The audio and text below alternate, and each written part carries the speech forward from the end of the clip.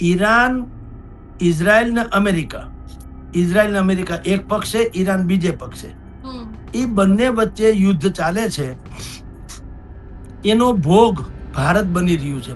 એમાંય ખાસ કરીને રાંધણ ગેસ અને પેટ્રોલ ડીઝલ એની તંગીએ તો અત્યારે ભારતમાં બહુ મોટી આશંકા પેદા કરી છે, અફડાતફડી સર્જી છે. હોર્મુઝ સ્ટ્રેટ થી શિવાલિકા નામનું એક જહાજ 80,000 મેટ્રિક ટન નો જથ્થા સાથે અહીંયા હમણાં કંડલા પહોંચવાનું છે. કંડલા, અહીંયા મુન્દ્રા બંદર, કંડલા, આમાં કચ્છમાં, ગુજરાત. સંગ્રહખોરો, નફાખોરો અને અફવાખોરો, આ 3 જણા ઉપર દેશદ્રોહના ગુના હેઠળ જો સજા કરવામાં આવે ઇમિડિયેટલી.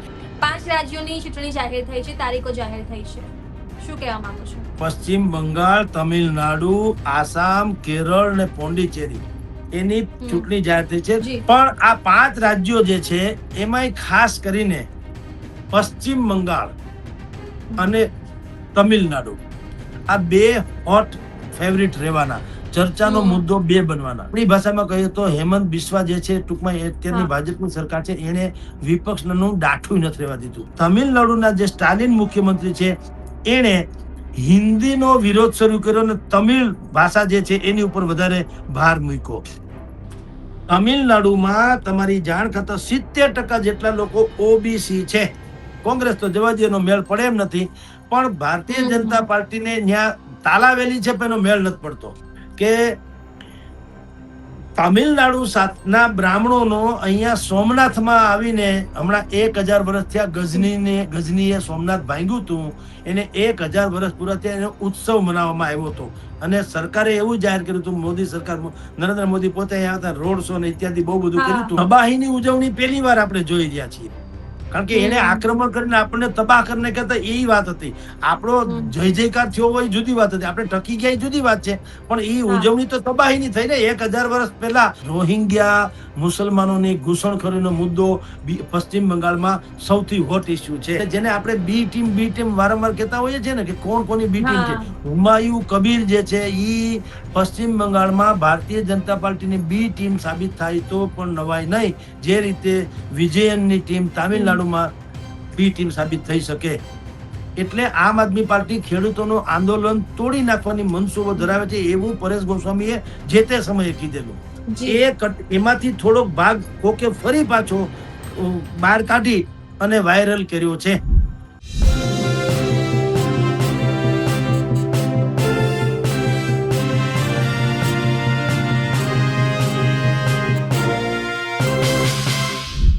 ઈરાન, ઇઝરાયલ અને અમેરિકાના યુદ્ધ વચ્ચે હવે ભારતમાં રાંધણ ગેસની અછત સર્જાઈ છે. તો સાથે રાષ્ટ્રમાં 5 રાજ્યોના પેટા ચૂંટણીની જાહેરાત થઈ છે. આ તમામ મુદ્દે આપણી સાથે વાતચીત કરવા જોડાયા છે વરિષ્ઠ પત્રકાર જગદીશ મહેતા. નમસ્કાર, હું છું ચંદ્રિકા પુત્ર નિરાલી. સીધા જઈએ જગદીશભાઈ પાસે અને તમામ મુદ્દે વાત કરીએ. નમસ્કાર, હું છું ચંદ્રિકા પુત્રી નિરાલી અને આપણી સાથે જોડાયા છે વરિષ્ઠ પત્રકાર જગદીશ મહેતા. સર નમસ્કાર.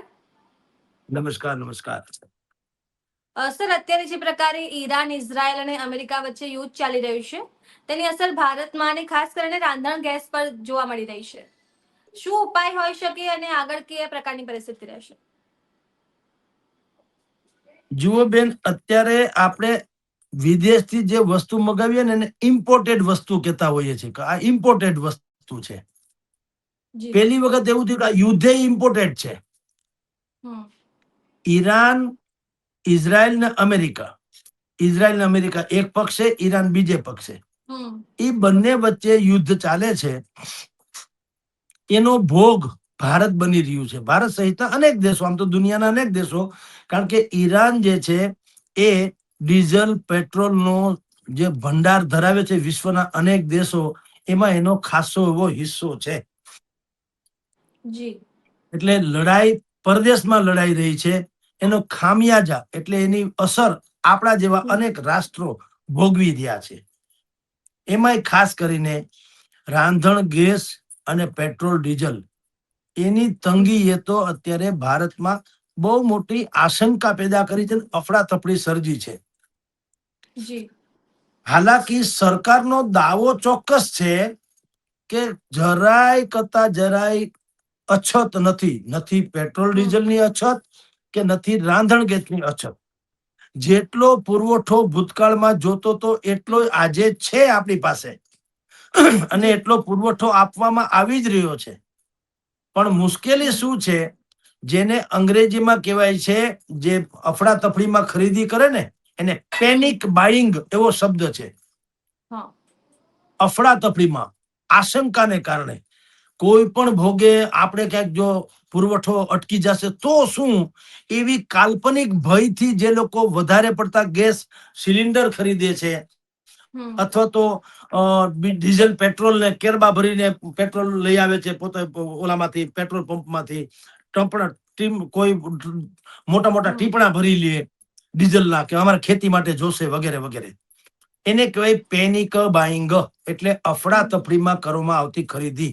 એને કારણે આપણા દેશમાં મુશ્કેલી છે, પુરવઠાના અભાવને કારણે નહીં. જી તમારા ને મારા ઘરે રોજ જેટલું જમવાનું બનતું હોય એટલું બને, પણ 50 મહેમાન આવી જાય તો જેટલો લોટ દળ્યાવો હોય એટલો લોટ ખાલી થઈ જાય કે નહીં? હા આ એના જેવી વાત છે. નહીતર ઘઉં જોઈએ એટલા હોય છે, લોટે જોઈએ એટલો, પણ રોજ તમારે માની લો કે 15 રોટલીનો લોટ હોય તો તમે એક ડબ્બો લોટ દળાવો અઠવાડિયું હાલે, પણ 50 મહેમાન આવે તો એ એક જ દીમાં ખતમ થઈ જાય. એમ અત્યારે આપણે ત્યાં ડીઝલ પેટ્રોલ અને રાંધણ ગેસમાં થઈ રહ્યું છે. આપની જાણ ખાતર નિરાલીબેન, તમે ને હું અત્યારે ચર્ચા કરીએ છીએ ત્યારે ત્યાંથી જેને આ લોકો હોર્મુજ સ્ટ્રેટ કહે છે, એટલે ઈરાનનું એક એવો વિસ્તાર કે જ્યાંથી બધા ડીઝલ પેટ્રોલના મોટા મોટા શિપ એટલે જહાજો જ્યાંથી વિશ્વના અનેક દેશોમાં જાય, ભારત સહિતના, બરાબર? તો એ હોર્મુજ સ્ટ્રેટ થી શિવાલિકા નામનું એક જહાજ 80,000 મેટ્રિક ટન નો જથ્થા સાથે અહીંયા હમણાં કંડલા પહોંચવાનું છે. કંડલા, અહીંયા મુન્દ્રા બંદર કંડલા, આમાં કચ્છમાં, ગુજરાત. એટલે મુશ્કેલી નથી, પણ મુશ્કેલી છે એ સંયમની છે, મુશ્કેલી છે એ અભાવની છે, મુશ્કેલી છે એ અફડાતફડીની છે. કોઈને એમ છે કે ન કરે નારાયણને કદાચ યુદ્ધ લંબાય અને પેટ્રોલ ડીઝલ ન મળે તો એટલે આપણે સંગ્રહ કરી લ્યો. એ સંગ્રહખોરી એક દુશ્મન છે, નફાખોરી બીજો દુશ્મન છે. જેની પાસે પૈસા છે એ લોકો મોટા જથ્થામાં ડીઝલ, પેટ્રોલ, ક્રૂડ ઓઇલ અથવા રાંધણ ગેસના સિલિન્ડર એ ખરીદી લે, પછી કાળા બજારમાં વેચે. જે રાંધણ ગેસનો બાટલો 1,200 રૂપિયાનો મળતો તો અત્યારે બજારમાં 3500 રૂપિયા પણ મળતો નથી, એવી અફડાતફડી થઈ છે. તો એ અફડાતફડી થવાનું કારણ જે છે, એ કારણ શું છે? કારણ એ નથી કે અભાવ છે, કારણ એ છે અફડાતફડી છે, વ્યવસ્થા નથી. સરકારે કેટલીક એડવાઇઝરી એટલે કે માર્ગદર્શિકા જાહેર કરી છે, પેટ્રોલ પંપ વાળાને સૂચના આપી છે કે તમને કોઈ પોતાના બોટલમાં કે પ્લાસ્ટિકના કેરબામાં કે ડ્રમ્પમાં કે ડમમાં બીજા કોઈ ઓલામાં તમને ડીઝલ પેટ્રોલ લેવા આવે તો આપશોમાં નહીં આપતા. એના વાહનમાં જેટલું પુરાવે એટલું ભલે પુરાવે, પણ એક્સ્ટ્રા લઈ જાય તો આપતા નહીં. શું કામ? એ બે રીતે જોખમી ગણાય. એક તો કૃત્રિમ અછત ઊભી થાય એટલે ભાવ વધારો, મોંઘવારી ને ઓહાપોહ ને બધું થાય. બીજું, જે લોકો પોતે સામાન્ય પ્લાસ્ટિકની કોથળીમાં કેટલાક તો લઈ જાય, બોલો. હવે તમે ઘરમાં લઈ જાઓ ને, આ તો ઈંધણ કેવું છે, પેટ્રોલ તો તમે જાણો છો, એવું અગ્નિ, જ્વલનશીલ પદાર્થ છે. ન કરે નારાયણ એમાં ક્યાંક એકાદો તીખારો અડી ગયો તો ઘરે ઘરે બ્લાસ્ટ થાય એવી સંભાવના થાય ને. એટલે સરકારે બેયને અનુરૂપ એક એવું પેટ્રોલ પંપ વાળાને કીધું છે ને મહેસૂલી અધિકારીઓને કીધું તમે ધ્યાન રાખો ત્યાં કે વાહનમાં જેટલું પેટ્રોલ જોતું એટલું ભલે લઈ જાય, પણ વધારાનું પેટ્રોલ એક્સ્ટ્રા નહીં લઈ જવા દેવું. એટલે અત્યારે ઈરાન, ઇઝરાયલ, અમેરિકાના યુદ્ધમાં ભારત જેવા અનેક રાષ્ટ્રો આમ જુઓ તો કૃત્રિમ અછત અને કૃત્રિમ અસર એ બે ભોગવી રહ્યા છે. એમાં બળતામાં ઘી હોમવાનું કામ કરે છે સોશિયલ મીડિયા. કેટલાક લોકો એવી અફવાઓ ફેલાવે છે જાણે બધું સત્યાનાશ થઈ ગયું. જી. એટલે હા, એની ઉપર પણ ભયંકર, હું તમને કહું, જે સંગ્રહખોરો, નફાખોરો અને અફવાખોરો, આ 3 જણા ઉપર દેશદ્રોહના ગુના હેઠળ જો સજા કરવામાં આવે ઇમિડિયેટલી, અને કેટલાકને સજા થવી જોઈએ, ખાલી ગુનો નોંધવો નહીં, તો આ પેનિક જે છે, અફડાતફડી વાળું બજાર, એ અટકી જાય, શાંતિ થોડીક સ્થપાય, લોકો સ્થિરતાથી જીવી શકે. કારણ કે યુદ્ધ એ આપણે કરેલું નથી, આપણો કોઈ રોલ નથી. જી. આ પડોશમાં ડખો થાય ને તમારા ઘરમાં માથાકૂટ અસર થાય ને, એવું છે. ડખો ક્યાંક છે ને એની અસર આપણે, કારણ કે આપણે 80% જેવું ડીઝલ અને પેટ્રોલ અને ગેસ એ બધું બહારથી આયાત કરીએ છીએ. જે જી. લોકોને મનમાં એમ હોય કે ડિબેટ વાળા તો ગમે એમ બોલે, અથવા તો સરકાર ગમે એવી હૈયાધારણા આપે, પણ પેટ્રોલ ડીઝલની કિલ્લત તો છે જ. કારણ કે જે હોર્મુઝ સ્ટ્રેટ કહેવાય છે, જે કેનાલ છે, એક પ્રકારની નાનો રસ્તો છે, ત્યાંથી ઈરાન થી બધા જહાજો ત્યાંથી નીકળે છે. એમ કે હોર્મુઝ સ્ટ્રેટ જ જે ધારો કે બંધ કરી દે ઈરાન, અથવા તો અમેરિકા ત્યાં કઈક બોમ્બ ગોળા ફેંકી દે, તો શું કરવું? તો તમારી જાણ ખાતર આપણા દેશે 41 એટલા દેશો સાથે કરારબદ્ધ છે પેટ્રોલ ડીઝલ માટે. એમાં રશિયા આવી ગયું, અમેરિકા આવી ગયું, નોર્વે આવી ગયું, અલ્જીરિયા આવી ગયું, બધું આવી ગયું. એવા 41 દેશ છે જ્યાંથી આપણે ડીઝલ પેટ્રોલ મગાવી શકીએ એમ છીએ. અને અત્યારે અમેરિકાએ આપણને 30 દિવસની મહેતલ આપી છે કે તમે રશિયાથી ધારો એટલું પેટ્રોલ ખરીદી લ્યો. તો કઈ નરેન્દ્ર મોદીને કઈ ભણાવવા ન પડે, હારી પેટ ખરીદી લેજો. એને કેવું પડે ત્યાં ક્યારે ગોઠવાના હોય, આપણે અહીં ન્યા છે તો કઈક સમજીને બેઠા હોય ને. એટલે સવાલ એ છે કે સરકાર એના લેવલે તો પ્રયત્ન કરે જ છે, એમાં ના નહીં, પણ કેટલીક વસ્તુ એવું છે કે અમુક યુદ્ધ જે છે ને એ સૈનિકો નહીં, નાગરિકોથી જીતાતા હોય છે. આ સરહદ પારનું યુદ્ધ નથી. ઈરાન, ઇઝરાયલ, અમેરિકા ઝઘડે છે, એમાં આપણા સૈનિકોએ ક્યાંય ગોળીબાર કરવાનું થતું નથી ઢીસુમ ઢીસુમ, કારણ કે આપણે અહીંયા કઈ છે નહીં. પણ યુદ્ધ છે, આંતરયુદ્ધ શરૂ થયું છે. મોંઘવારીનું કયો, અછતનું કયો, અફડાતફડીનું કયો, કે ગભરાટનું કયો, એ યુદ્ધ જે માનસિક યુદ્ધ અત્યારે દેશમાં લડાઈ રહ્યું છે, એ યુદ્ધને નાગરિકો જ જીતી શકે. તમે ને હું બધાય કઈ રીતે જવાબદારી પૂર્વક વર્તીને, સંયમ જાળવીને, અફવાખોરોને બહાર પાડીને, નજીકના સાયબર સેલ કે પોલીસ તંત્ર હોય ને, આપણને ખબર પડે કે કોઈ XYZ એ વ્યક્તિએ ખોટે ખોટી આમાં સોશિયલ મીડિયામાં પોસ્ટ મૂકી છે કે કાલથી રાજકોટની બધી દુકાનો બંધ, બધી કારખાના બંધ, બધું ફલાણું બંધ, એવું ડીંડક મૂકે, તો મને ખબર પડે કે આ નિરાલીબેને મૂક્યું, મારે પોલીસને કહું છું કે આ નિરાલીબેનને પકડો છો, એને આ પોસ્ટ મૂકી, એમ કહું છું. નિરાલીબેનને એમ ખબર પડે કે જગદીશભાઈ આવી પોસ્ટ મૂકી છે, એને પોલીસને કહું છું જગદીશભાઈ આ પોસ્ટ મૂકી છે, એને પકડો. કારણ કે આ યુદ્ધ છે નાગરિકો દ્વારા જીતવાનું યુદ્ધ છે, કારણ કે પરોક્ષ યુદ્ધ છે. આપણી અસર પરોક્ષ છે. આપણે સીધી રીતે ઈરાન કે ઇઝરાયલના પક્ષમાં નથી. આપણે તો બંનેને કીધું છે વડીલને છાજે એમ, શાંતિ રાખો, શાંતિ રાખો. એટલે આપણે તટસ્થ છીએ, પણ અસર તો થાય, કારણ કે યુદ્ધ છે. તો યુદ્ધની અસર નાગરિકો પોતાના સંયમ થકી, કરકસર થકી એ યુદ્ધની અસર ઓછી કરી શકે. અત્યારે તમારી જાણ ખાતર, જી જી જી જી બોલો. સર, એક બાજુ યુદ્ધની પરિસ્થિતિ છે વિશ્વમાં, ત્યારે આપણા દેશમાં 5 રાજ્યોની ચૂંટણી જાહેર થઈ છે, તારીખો જાહેર થઈ છે. શું કહેવા માંગો છો? ઈ વળી પાછો નવો વિષય છે અને બહુ એ સમજ્યા જેવો વિષય છે. 5 રાજ્યોની ચૂંટણી પશ્ચિમ બંગાળ, તમિલનાડુ, આસામ, કેરળ ને પોંડિચેરી, એની ચૂંટણી જાહેર થઈ છે. ગુજરાત સહિત કેટલીક પેટા ચૂંટણી, ગુજરાતની એક ઉમરેઠ, ગોવિંદભાઈ પટેલ ઓફ થઈ ગયા તો એની જગ્યાએ પેટા ચૂંટણી થવાની, એવી પાછી 34 કે 36 કે એવી કઈક છે, એ પણ ચૂંટણી થવાની, એ પેટા ચૂંટણી છે. પણ આ 5 રાજ્યો જે છે એમાંય ખાસ કરીને પશ્ચિમ બંગાળ અને તમિલનાડુ, આ 2 હોટ ફેવરિટ રહેવાના, ચર્ચાનો મુદ્દો 2 બનવાના.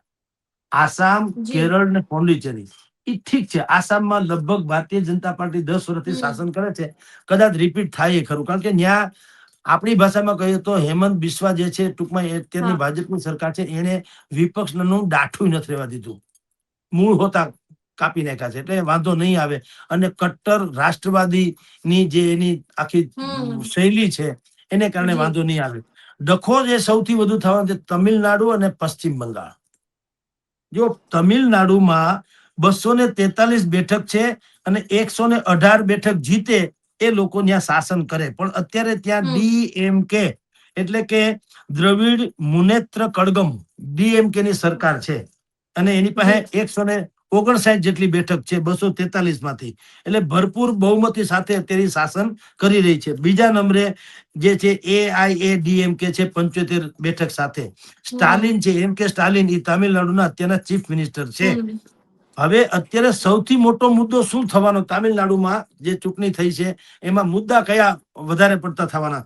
સૌથી મોટો મુદ્દો તો ઈ છે કે તમિલનાડુના જે સ્ટાલિન મુખ્યમંત્રી છે એને હિન્દીનો વિરોધ શરૂ કર્યો અને તમિળ ભાષા જે છે એની ઉપર વધારે ભાર મૂક્યો. એ એમ કે છે કે રાષ્ટ્રીય શિક્ષા નીતિ જે કેન્દ્ર સરકારે નક્કી કરી છે એ શિક્ષા નીતિ પણ અમને માન્ય નથી.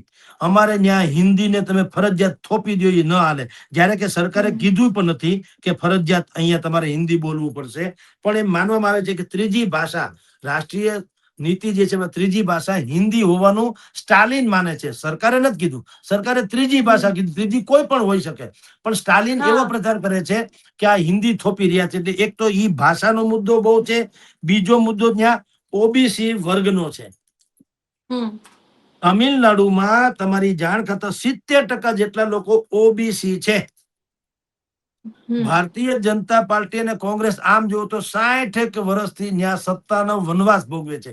કોંગ્રેસ તો જવા દે, એનો મેળ પડે એમ નથી. પણ ભારતીય જનતા પાર્ટીને ત્યાં તાલાવેલી છે પણ એનો મેળ નથી પડતો. કારણ કે આ વખતે એના મેળ પડે એવા કેટલાક સમીકરણો બાંધ્યા છે પણ હજી સફળતા મળે કે કેમ એ અધ્યાર છે. શું કર્યું ભારતીય જનતા પાર્ટીએ?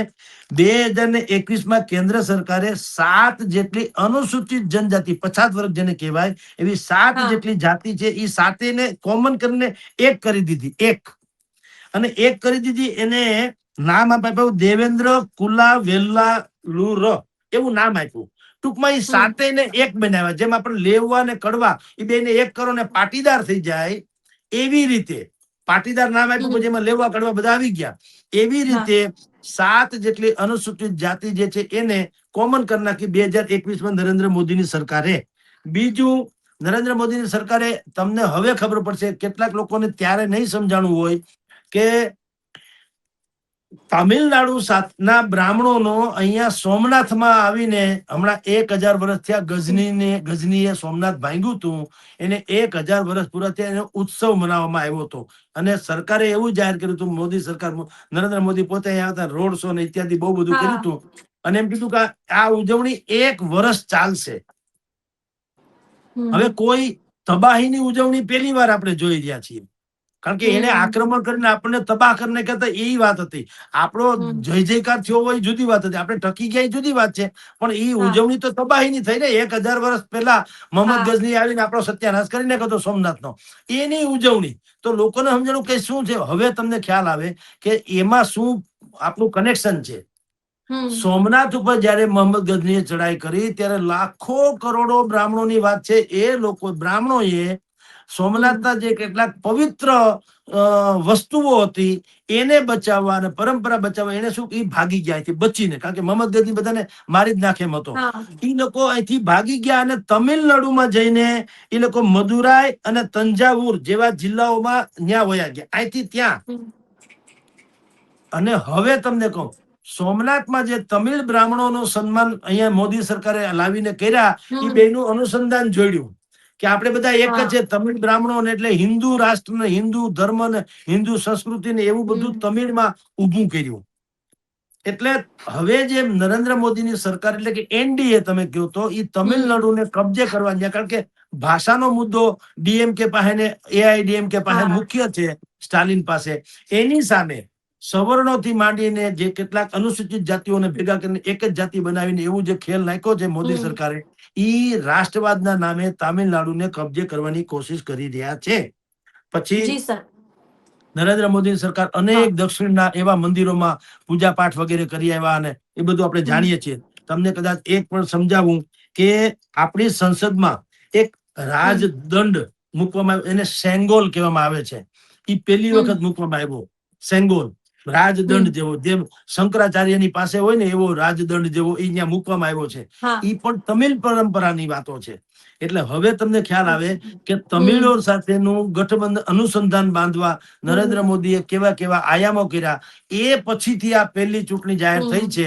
એટલે હવે નરેન્દ્ર મોદીની સરકાર એમાં જે આશા રાખે તે હવે પછી પરિણામ જે આવે તે પણ એક તો ઈ છે. પણ સૌથી મોટો ડકો તમે જે પ્રશ્ન કર્યો ઈ છે નિરાલીબેન કે યુદ્ધના ઓછાયા તળે પાછી આ ચૂંટણી આવીને જો ઈ ન હોત યુદ્ધનો ડખો ન હોત તો મેં તમને આ જે મુદ્દા તમિલોના બ્રાહ્મણોના સંસ્કૃતિને હિન્દુ ધર્મને જે વાત કરી છે એ હાઈ પકડી હોત અને એ હાવી થઈ ગયા હોત. પણ હવે પાછી આ યુદ્ધનો ડખો છે એટલે રાંધણ ગેસનો અને પેટ્રોલ ડીઝલનો ડખો છે. વિપક્ષો ધારે અને આ મુદ્દાને બહુ હાઈલાઇટ કરે તો ભારતીય જનતા પાર્ટીને થોડું ભારે પડે. હવે પશ્ચિમ બંગાળ મેં બે મુદ્દા કીધા ને કે તામિલનાડુ ને પશ્ચિમ બંગાળ આ બે મુદ્દા જે બે રાજ્યોની ચૂંટણી બહુ જ હોટ ઇસ્યુ બનવાની. બાકી બધી ઠીક છે. પશ્ચિમ બંગાળમાં 294 બેઠક છે. એમાંથી 148 જીતે એ શાસન કરે. અત્યારે જે છે 2 તબક્કામાં ચૂંટણી થવાની છે 23 થી 29 એપ્રિલે. 7 કરોડ જેટલા મતદારો છે. પણ સૌથી મોટો ડખો ત્યાં જે છે એ SIR નવી મતદાર સુધારણા યાદી જે જાહેર થઈ ઈ ડખો છે. કારણ કે રોહિંગ્યા મુસલમાનોની ઘૂસણખોરીનો મુદ્દો પશ્ચિમ બંગાળમાં સૌથી હોટ ઇસ્યુ છે. અત્યાર સુધીમાં 58 લાખ મતદારોના નામ કપાઈ ગયા જે કહેવાતા બોગસ છે. ચૂંટણી ઇલેક્શન કમિશનરે કીધું કે આ બોગસ છે. એમ કરીને 58 ના કપાઈ ગયા. હજી 61 લાખ લોકો શંકાસ્પદ હાલતમાં છે. એટલે તો મમતા બેનર્જીએ એના ચૂંટણી કમિશનર જે છે એની ઉપર અવિશ્વાસનો પ્રસ્તાવ મૂક્યો છે. જે પાસ થાય કે ન થાય પણ ડખો ચાલે છે કે મુખ્ય ચૂંટણી કમિશનર છે એને કાઢી મૂકો. એમ જેમ સુપ્રીમ કોર્ટના જજ થી માંડીને વિધાનસભા કે લોકસભાના સ્પીકર એને જેમ અવિશ્વાસનો પ્રસ્તાવ આવે એવો જ આ ચૂંટણીનો અત્યારે ચાલી રહ્યું છે. એવા સંજોગોમાં આ પશ્ચિમ બંગાળની ચૂંટણી પણ જાહેર થઈ છે. હવે ત્યાં 2011 થી ભાઈ મમતા બેનર્જીની સરકાર છે જ હેટ્રિક કરેલી છે. ચોથી વખત આવી એવી સંભાવના. કારણ કે ઓપિનિયન પોલ જેટલા અત્યારે આવ્યા છે બહુ પ્રીમેચ્યોર કહેવાય બોલવું તો પણ ઓપિનિયન પોલ આવ્યા છે એમાં કે છે કે તૃણમૂલ કોંગ્રેસ હજી પણ 294 માંથી કમસે કમ 155 થી 170 બેઠક મેળવીને ફરી પાછી ચોથી વખત સરકારમાં આવે એવી સંભાવના છે. ભારતીય જનતા પાર્ટી ગયા વખતે 77 બેઠક મેળવીને બહુ મોટી પાર્ટી બની હતી. એ 77 ની 100 થી 115 બને પણ ઈ કઈ સત્તા ઉપર આવે નહીં. એટલે જેમ કહે ને માસીને મૂછું ફૂટે તો કઈ કાકા ન કહેવાય. એમ વિરોધ પક્ષનો મોટો માણસ બની જાય પણ સત્તામાં આવવું અઘરું છે એવું અત્યારે માને છે. એટલે પશ્ચિમ બંગાળમાં જે વાત છે કે જે ચૂંટણી આવી એક તો યુદ્ધને કારણે આવી. વળી પાછું પશ્ચિમ બંગાળમાં મમતા બેનર્જીનું અત્યારનું જે લડી રહી છે એ SIR મુદ્દે કે ભાઈ અમારા નાગરિકોના મતના નામ કાઢી નાખવામાં આવે છે. એને અમે પોતે સુપ્રીમ કોર્ટમાં પોતે ધારાશાસ્ત્રીની જેમ લડવા ગયા હતા. જે લડાયક મહિલા તો ગણાય જ છે મમતા બેનર્જી. એટલે એ પણ છે. એક ભારતીય જનતા પાર્ટીને તમિલનાડુ અને અહીંયા પશ્ચિમ એમાં જેમ ભાગશાળી ને ભૂત રળે એમ કદાચ બે વસ્તુ કામ લાગે એવી શું છે. તમિલનાડુમાં એને જે એના વિજય અભિનેતા છે વિજયન એને ત્યાં TVK નામની અલગ પાર્ટી રચી છે. વિજયન જે છે એ લોકપ્રિય છે. યુવાનોમાં ખાસ કરીને લોકપ્રિય છે. ભારતીય જનતા પાર્ટીએ ઓફર આપી છે તામિલનાડુમાં વિજયનની પાર્ટીને તમે ભારતીય જનતા પાર્ટી ગઠબંધન કરો તમને અમે જીતીએ એટલે તમને ડેપ્યુટી ચીફ મિનિસ્ટર ઉપ મુખ્યમંત્રી બનાવશું અને 80 જેટલી બેઠક તમને ફાળવીએ તમારે ફાવે અને તમારા ઉમેદવાર ઉભા રાખો. આવડી મોટી ઓફર કરી છે. ઓફર હજી સ્વીકારી કે નહીં એ નથી વાત પણ ઓફર તો આપી છે. જો એ વિજયન નામનું પરિબળ જે છે ભારતીય જનતા પાર્ટીની આવે તો તામિલનાડુમાં સ્ટાલિન સરકાર અત્યારની જે છે એના પાયા હચમચે. પશ્ચિમ બંગાળમાં પણ એવું છે. એક તો રોહિંગ્યા મુસલમાનોનો ઘૂસણખોરીનો મુદ્દો SRI માં લાખો લોકોના મતદારોના નામ નીકળી ગયા. ત્રીજો મુદ્દો જો કદાચ ખપ લાગે એમ હોય ભારતીય જનતા પાર્ટીને એ શું છે હુમાયુ કબીર નામની વ્યક્તિ જે તૃણમૂલ કોંગ્રેસમાંથી અલગ થયા મમતા બેનર્જી માંથી અલગ થયા. હુમાયુ કબીર નામના નેતા અને એને ત્યાં બાબરી મસ્જિદ બનાવી છે. તમે જાણો છો ટીવીમાં બહુ ચમક્યું હતું બાબરી મસ્જિદ. તો બાબરી મસ્જિદ બનાવી રહ્યા છે. એટલે જે કટ્ટર મુસ્લિમ વાળા લોકો જે છે એ તો 100% હુમાયુ કબીરની પાર્ટીને જ મત આપે.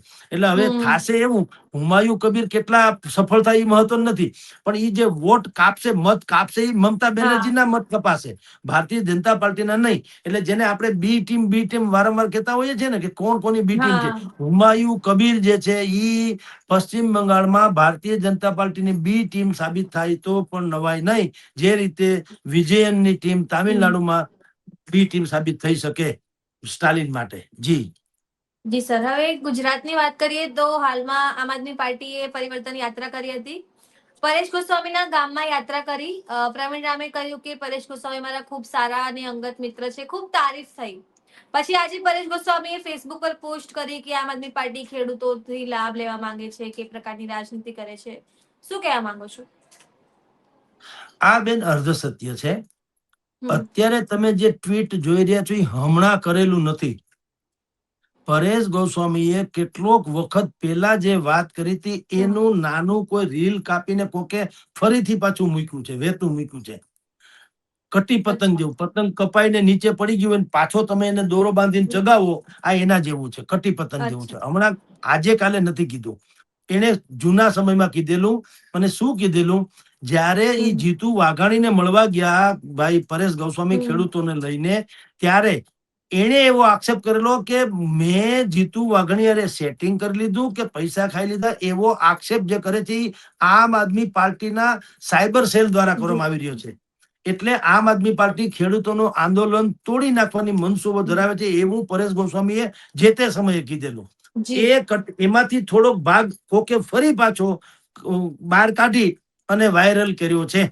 એટલે આજે પરેશ ગોસ્વામી આમ આદમીથી નારાજ છે એવી વાત નથી, પહેલેથી છે. અને પરેશ ગોસ્વામીએ કીધું છે કે એને બીજો કોઈ પક્ષ નહીં, એ આમ આદમી નહીં, એને કીધું ખેડૂતનું હિતનું કોઈ વિચારે ઈ પ્લેટફોર્મ ગમે એનું હોય, આમ આદમીનું હોય, ભાજપનું હોય, કોંગ્રેસનું હોય કે અપક્ષ હોય કે કોઈ પણ હોય, ખેડૂતનું હિત વિચારશે ન્યા હું ઈ પ્લેટફોર્મ ઉપર હું અહીંથી માંડીને ગાંધીનગર સુધી લડવા તૈયાર છું. એનું કેટલાક લોકોએ એવું અનુવાદ કર્યો કે પરેશ ગોસ્વામી ફરી પાછા આમ આદમી પાર્ટીમાં સક્રિય થઈ અને રાજનીતિ કરવા માંગે છે, જ્યારે કે એવું નથી.